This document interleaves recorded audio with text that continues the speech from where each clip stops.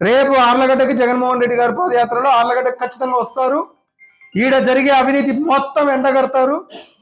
రేపు మీకు తగిన శాస్తి ఖచ్చితంగా జరుగుతుంది రేపు రాబోయే ఎలక్షన్స్ లో. ఇప్పటికైనా మాటలు పక్కన పెట్టి పరిపాలన మీద చూడండి.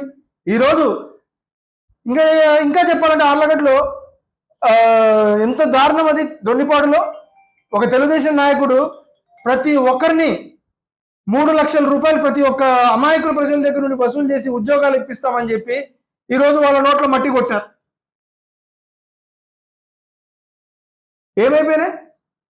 కనీసం వాళ్ళకి న్యాయం జరిగే పరిస్థితి ఈరోజు కనపడట్లే. ఎక్కడికి పోవాలో లబోదీపో అని వాళ్ళకి అర్థం కాక రోడ్లు ఎక్కుతారు. 1-2 కోట్లు కాదమ్మా, నీ హయాంలో నువ్వు ఎమ్మెల్యే ఉన్నప్పుడు జరిగిన అవినీతి ఇది. ఏమి కనీసం వాళ్ళ మీద ఒక ఇది కూడా పడకుండా కాపాడుకుంటూ వస్తున్నారు. ముందు ఇవన్నీ చేసి అప్పుడు జగన్మోహన్ రెడ్డి గారిని పాదయాత్ర చేయాల్సిన అవసరం లేదని చెప్తే అర్థం ఉంది. ఇప్పటికైనా చేయాల్సినవి చేయండి, మాటలు పక్కన పెట్టి చేతులలో పనులు చేయండి.